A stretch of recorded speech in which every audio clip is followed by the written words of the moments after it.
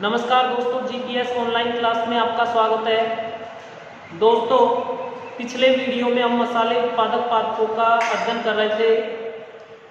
आज हम औषधि उत्पादक पादपों का अध्ययन करेंगे। सबसे पहले हम बात करते हैं औषधि उत्पादक पादप, अर्थात औषधि उत्पादक पादप क्या है। तो वे पादप जिनके उत्पादों का उपयोग औषधि बनाने में, अर्थात विभिन्न रोगों को दूर करने की दवा बनाने में किया जाता है, औषधि उत्पादक पादप कहलाते हैं। इन पादपों से औषधि बनाई जाती है। जब से मानव सभ्यता का विकास हुआ है, मानव जीवन का उद्भव हुआ है, उसी के साथ साथ विभिन्न प्रकार के रोग व्याधियां उत्पन्न हो गई।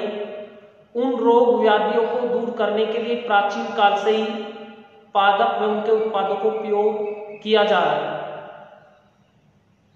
प्राचीन समय में प्रेत बाधाओं को दूर करने के लिए भी पादप संबंधी उत्पाद से दवा बनाकर उन प्रेत बाधाओं को दूर किया जाता था। तो हम बात करते हैं कि औषधि उत्पादक पादप क्या है, कौन कौन से हैं। तो सबसे पहले आज का हमारा जो टॉपिक आता है वह औषधि उत्पादक पादप। कौन सा है? औषधि उत्पादक पादप। परिभाषा की बात करें तो वे पादप जिनसे प्राप्त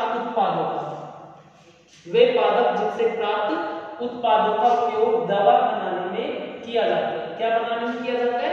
दवा बनाने में। क्या कहलाता है? औषधि उत्पादक पादप कहलाता है। अर्थात इन पौधों के जो विभिन्न भाग हैं, जैसे जड़, तना, पत्ती, बीज, छाल आदि उत्पादों का उपयोग किसी न किसी प्रकार से दवा निर्माण में किया जाता है। हम बात करते हैं हिप्पोक्रेटस को फादर ऑफ मेडिसिन कहा जाता है। फादर ऑफ मेडिसिन किसको? हिप्पोक्रेटस को फादर ऑफ मेडिसिन। ठीक है, ये क्वेश्चन कई बार एक नंबर में पूछ लेता है कि फादर ऑफ मेडिसिन किसे कहा जाता है, मेडिसिन का पिता किसे कहा जाता है। तो हिप्पोक्रेटस को। ठीक है, मेडिसिन यानी दवा। ठीक है, तो दवाओं का पिता कौन है? हिप्पोक्रेटस। अर्थात पौधों से दवा प्राप्त करने और उसके बारे में सुझाव देने, बनाने, सबके बारे में किसका महत्वपूर्ण योगदान है? हिप्पोक्रेटस का। किसका? हिप्पोक्रेटस का। इसलिए ये क्या कहा जाता है? Father of medicine. ठीक है, अब हम बात करते हैं हमारे यहाँ पर कौन कौन से पादप हैं जिनका उपयोग औषधि के रूप में किया जाता है। तो हमारे यहाँ पर में केवल 5 पादप है जिनका उपयोग औषधि निर्माण में किया जाता है। सबसे पहला जो पादप आता है सर्पगंधा। क्या कहा है? सर्पगंधा। इंग्लिश में इसको कहते हैं सर्पेंटवुड। क्या कहते हैं? सर्पेंटवुड। अन्य नाम क्या है इसका? अन्य किस नाम से सर्पगंधा को जाना जाता है? चंद्रमा, छोटा चांद या पागल की दवा वाला पौधा। ठीक है, पागल की दवा किससे बनाई जाती है? सर्पगंधा से। अन्य नाम कई बार पेपर में क्वेश्चन आ जाता है, अन्य नाम से चंद्रमा के नाम से पूछ लेता है, छोटा चांद के नाम से पूछ लेता है, या पागल की दवा किस पौधे को कहा जाता है? तो किसको कहा जाता है? सर्पगंधा। पागल की दवा कई बार देता है, वो किस पौधे को कहते हैं?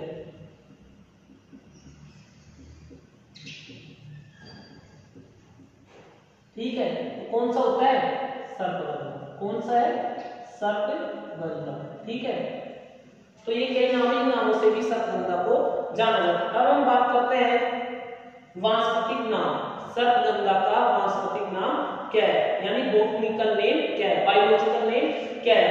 तो इसका वानस्पतिक नाम रोवोल्फिया सर्पेंटाइन। वानस्पतिक नाम क्या है इसका?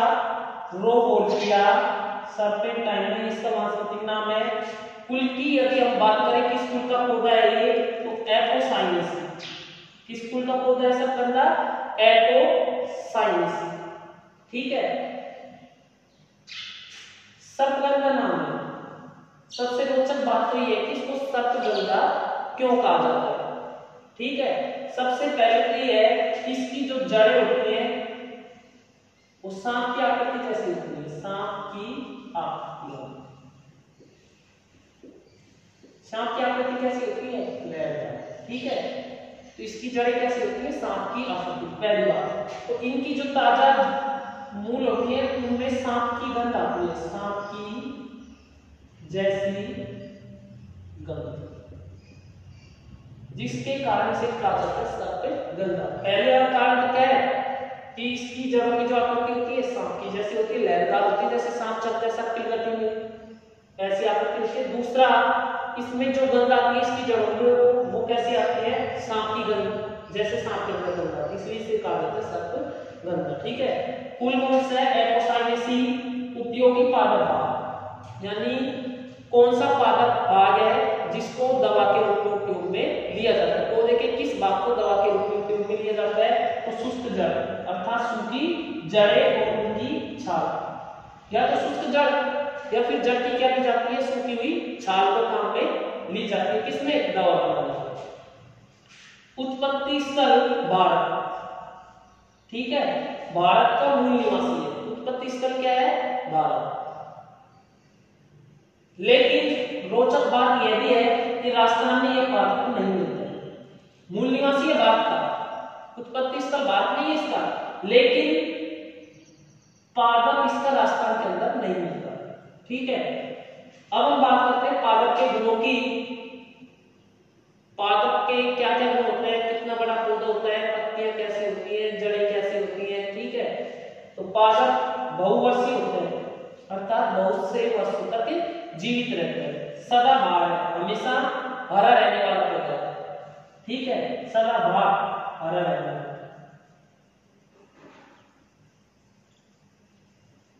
ठीक है, छोटी झाड़ी, तो छोटा होता है, झाड़ी नुमा होता है। पादप कैसा है, बहुवर्षीय है, सदा हरा रहने वाला है, छोटी झाड़ी नुमा होता है। ठीक है, अब हम बात करते हैं मूल यानी जड़। जड़ कैसी होती है, कंदिल। कंदिल, कंदिल का मतलब है कि कंदयुक्त होती है जड़ें, भोजन संग्रह करके जब तना फूल जाता है, ठीक उसी प्रकार से भोजन संग्रह होता है जड़ों के अंदर। कंदिल होती है, लहरदार होती है, लहरदार यानी सांप की जैसी आकृति, कैसी होती है, लहरदार, सांप की जैसी आकृति की होती है, टेढ़ी टेढ़ी होती है। ठीक है, जैसे सांप चलता है इधर उधर घूमता हुआ, लहरदार होती है, सांप की जैसी आकृति की होती है। ताजा मूल से, जो ताजा जड़ होती है उनसे सांप की जैसी गंध आती है, सांप के अंदर जैसी गंध आती है वैसी गंध किससे आती है, ताजा जड़ से आती है। तो ये किसकी बात थी, जड़ की, किसके मूल में, जड़। अब हम बात करते हैं फल। पत्तियां जो होती हैं वो कैसी होती है, समगंधा की, सरल होती है, चक्रिक होती है, भालाकार होती है। ठीक है, पत्तियों की आकृति कैसी होती है, भाला के आकार की, भाला के आकार के आगे से पैनी। ठीक है, भाला के आकार की पत्तियां होती हैं, इसमें 80 प्रकार के एल्केनोइड्स पाए जाते हैं। सर्पगंधा में लगभग इसकी जो एल्केनोइड की बात करें इसकी जातियों में तो 80 प्रकार के एल्केनोइड्स पाए जाते हैं। उन 80 प्रकार के एल्केनोइड्स में सर्वाधिक 90% इसकी जड़ों में होते हैं, यानी लगभग हम बात करें 72 एल्केनोइड, 70 से 72 एल्केनोइड, 90% का मतलब है 70 से 72 एल्केनोइड जो होते हैं वो जड़ों के अंदर होते हैं। वापस देखेंगे, इसमें 80 प्रकार के एल्केनोइड्स होते हैं, कितने प्रकार के, 80 प्रकार के, जिसमें सर्वाधिक 90% जड़ों में होते हैं। जड़ों में कितने, 90% का मतलब है 70 से 72 प्रकार के एल्केनोइड में होते हैं जड़ों के अंदर। ठीक है, अब हम बात करते हैं उपयोग क्या क्या है सर्पगंधा का। सर्पगंधा पादपों से किस उपयोग में लिया जाता है, तो उपयोग में हम बात करें मिर्गी में रिसर्पिल, कौन सा एल्केनोइड काम में लेती है, क्या है, एल्केनोइड। ठीक है, मिर्गी में कौन सा एल्केनोइड लेते हैं, मिर्गी का मतलब कई बार व्यक्ति खड़ा खड़ा गिर जाता है, मुंह में झाग आने लगते हैं, तो उससे के उपचार में रिसर्पिल नामक एल्केनोइड काम में आता है। उच्च रक्तचाप, blood pressure high, BP high में सर्पेंटाइन एल्केनोइड काम में लिया जाता है। ये क्या है, एल्केनोइड। ठीक है, तो बीपी में हाई बीपी जब हाई हो जाती है सर्पेंटाइन नामक एल्केनोइड उपयोग में लिया जाता है। सर्प व बिच्छू के दंश में प्रतिविष के रूप में इसको उपयोग में लेते हैं। यदि किसी को सांप खा जाता है या बिच्छू जब अपना डंक लगा देता है किसी व्यक्ति में, तो प्रतिविष के रूप में यानी उसके जहर को मारने के लिए किसका उपयोग किया जाता है, किसका उपयोग किया जाता है? सर्पगंधा का। किसका? सर्पगंधा का। ठीक है। गर्भाशय की मांसपेशी संकुचन में, गर्भाशय की मांसपेशी संकुचन में कैसे? कि जब कोई औरत किसी बच्चे को जन्म देती है तो जन्म देने के बाद गर्भाशय धीरे धीरे, पहले जब बच्चा मां के पेट के अंदर था गर्भाशय फैला हुआ था, लेकिन जब बच्चा जन्म ले लेता है उसके बाद गर्भाशय सिकुड़ना शुरू कर देता है। ठीक है, मांसपेशी सिकुड़ना शुरू कर देते हैं। तो एक अच्छे ढंग से सिकुड़े, तीव्र गति से सिकुड़े, तो उसके लिए किसका उपयोग किया जाता है? सर्पगंधा का। किसका? सर्पगंधा का। तो गर्भाशय की मांसपेशी संकुचन में इसके काढ़े का उपयोग किया जाता है। ठीक है। और क्या क्या उपयोग है इसके काढ़े के? इसका काढ़ा दस्त, पेचिश और आंत दर्द यानी पेट से संबंधित बीमारी ठीक करने में किसका उपयोग किया जाता है? सर्पगंधा के काढ़ा। किसका? सर्पगंधा के काढ़ा का। यानी दस्त, अतिसार जब हो जाता है, पेचिश और आंत दर्द अर्थात मल के साथ जब घुनाना शुरू हो जाता है या आंख में दर्द होना शुरू हो जाता है, तो ये तीनों क्या है? पेट संबंधी रोग ठीक करने में इसका उपयोग किया जाता है। ठीक है। बाजार में आजकल इससे निर्मित कई औषधियां मिलती हैं। बाजार में कौन कौन सी औषधि इससे निर्मित? सर्पगंधा टैबलेट।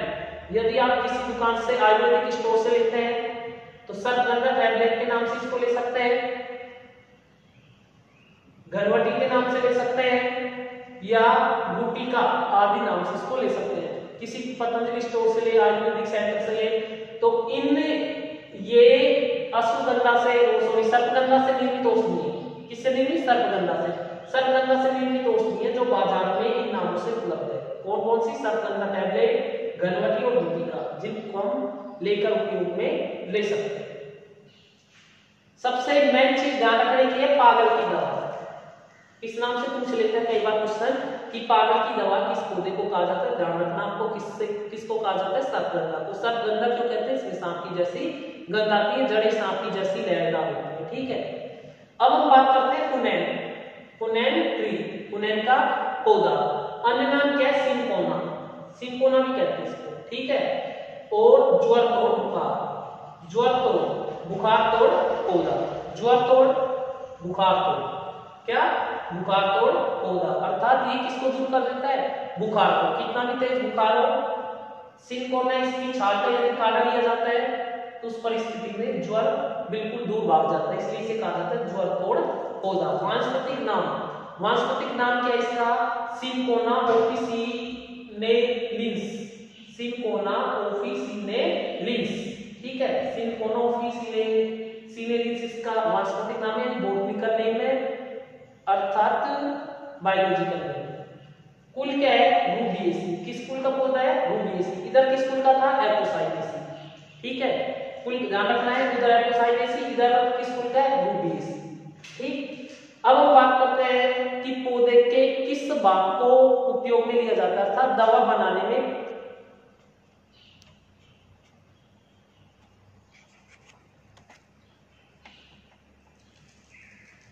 दवा बनाने में पौधे के किस भाग का उपयोग किया जाता है? तो उपयोगी पादप भाग है तने की शुष्क छाल। जो तना होता है, स्टेम होता है, उस स्टेम की छाल को हटा लिया जाता है और छाल को हटाने के बाद उस शुष्क छाल का उपयोग किया जाता है किसमें? दवाई बनाने में अर्थात काढ़ा बनाया जाता है छाल का। उत्पत्ति स्थल सबसे पहले कहां देखा गया? कहां उगाया गया इस पौधे को? तो दक्षिण अमेरिका व एंडीज प्रदेश, यहाँ पर सबसे पहले पुनैन के पौधे को उगाया गया। यहाँ का मूल निवासी है पुनैन। कहां का? दक्षिण अमेरिका व एंडीज प्रदेश का। ठीक है। अब हम बात करते हैं पादप के गुणों की। पादप में कौन कौन से गुण होते हैं? कैसा पौधा होता है? पत्तियां कैसी होती हैं? पुष्पक्रम कैसा होता है? ठीक है। तो पादप की बात करें, सदाबहार, मध्यम वृक्ष या झाड़ी जैसा होता है। सदाबहार हमेशा हरा भरा रहने वाला, मध्यम वृक्ष या झाड़ी में होता है, या तो एक आप मध्यम आकार के वृक्ष के जैसा देख सकते हो इसको, या फिर एक झाड़ी के रूप में है पाया जाता है। पत्तियां बड़ी सरल होती हैं, पत्तियां बड़ी बड़ी होती हैं। ठीक है। सरल प्रकार की होती हैं। पुष्प इसके छोटे होते हैं। फूल इसमें जो आते हैं वो कैसे आते हैं? इसमें छोटे आते हैं। फल कैप्सूल होते हैं। इसके फल को कैप्सूल क्या कहा जाता है? कैसा क्या कहा जाता है? कैप्सूल। इसकी जो छाल होती है किसकी? सिंकोना की। सिंकोना की छाल में 30 प्रकार के एल्केनोल होते हैं। कितने प्रकार के 30 प्रकार के, ठीक है। किसमें? छाल में, यानी स्टेम से तने से प्राप्त छाल। छाल क्या होती है? तने के ऊपर जो छिलका होता है, ग्रामीण भाषा में छीड़ा जिसको कहा जाता है, वो क्या है? छाल, ठीक है। तो छाल में 30 प्रकार के एल्केलॉइड्स होते हैं जिनका उपयोग विभिन्न प्रकार की दवा बनाने में किया जाता है। ये 30 प्रकार के एल्केलॉइड एक ही जाति के पादप में नहीं मिलते हैं, सिंकोना की कई जाति हैं, उन विभिन्न जातियों में लगभग 30 प्रकार के एल्केलॉइड पाए जाते हैं। अब हम बात करते हैं उपयोग की। जो सिंकोना का पादप, उसका क्या उपयोग है? मलेरिया की औषधि बनाने में सबसे अच्छा उपयोग, मलेरिया की औषधि बनाने में। मलेरिया, जब मादा एनाफिलीज मच्छर खा जाता है, उस परिस्थिति में मलेरिया नामक बीमारी हो जाती है। मलेरिया नामक बीमारी क्या है? कपकपी लगकर तेजी से बुखार आ जाता है। सबसे पहले कपकपी लगती है, ठंड लगती है, और ठंड लगने के बाद बुखार आता है। तो वो कौन सा रोग है? मलेरिया। होता किससे? मादा एनाफिलीज मच्छर के काटने से, ठीक है। तो उसकी औषधि बनाने में किसका उपयोग किया जाता है? कुनैन का, यानी सिंकोना नामक वृक्ष की छाल का उपयोग किया जाता है। कुनैन से टॉनिक व एंटीसेप्टिक बनाए जाते हैं। कुनैन से क्या क्या बनाए जाते हैं? टॉनिक व एंटीसेप्टिक के रूप में इसको काम में लिया जाता है। निमोनिया व अमीबिया पेचिस, गठिया रोग व टॉन्सिल शोध में उपयोगी है। निमोनिया, जब ठंड लग जाती है तो उस परिस्थिति में फेफड़ों के वायुकोश में जल भर जाता है, सांस लेने में समस्या आती है। तो निमोनिया को दूर करने में अमीबिया पेचिस क्या है? पेट में ऐंठन उठकर मल के साथ रक्त आ जाता है, तो उसको ठीक करने में गठिया, जोड़ों के दर्द में व टॉन्सिल शोध, कई बार जो स्वर यंत्र के पास उपस्थित गांठें जो होती है वो सूजकर मोटी हो जाती है, जिन्हें टॉन्सिल कहते हैं, उनके शोध में उपयोगी होता है। अर्थात विभिन्न प्रकार की दवाई बनाने में इसका उपयोग किया जाता है। यदि हम बात करें किसका अधिक उपयोग किया जाए, सिंकोना को अधिक मात्रा में उपयोग में लिया जाए, अधिक मात्रा इसको दवाई के रूप में ली जाए इसकी, तो बहरापन आ जाता है, व्यक्ति बहरा हो जाता है, अंधापन आ जाता है, आंखों से दिखाई देना बंद हो जाता है, सुस्ती आ जाती है, नर्वस हो जाता है, सुस्ती आ जाती है उसको, वह गर्भपात कर देता है। यदि किसी स्त्री के गर्भ में बच्चा है तो उस परिस्थिति में यदि इसका अधिक उपयोग किया जाए तो गर्भपात हो जाता है, अर्थात गर्भ से बच्चा बाहर आ जाता है। बच्चा क्या होता है? गर्भ से बाहर आता है, और बच्चा जो गर्भ से बाहर आ जाता है समय से पहले, तो उसको कहते हैं गर्भपात। यानी एक निश्चित समय होता है जन्म लेने का, जन्म लेने से पहले यदि बच्चा गर्भ से बाहर आ जाए तो कहलाता है गर्भपात। अर्थात अनचाहे गर्भ को यदि निजात पानी अनचाहे गर्भ से उसको नष्ट करना है, उस परिस्थिति में इसका उपयोग दवा के रूप में किया जा सकता है। अधिकांशतः इसका उपयोग अधिक किया जाए तो शरीर के लिए हानिकारक होता है। तो दोस्तों, इस वीडियो में हमने पढ़ा थे क्या क्या पढ़ा? मसाले उत्पादक पादप, जिनमें पहला था सर्पगंधा और दूसरा हमने पढ़ा है कुनैन। आज के वीडियो में इतना ही।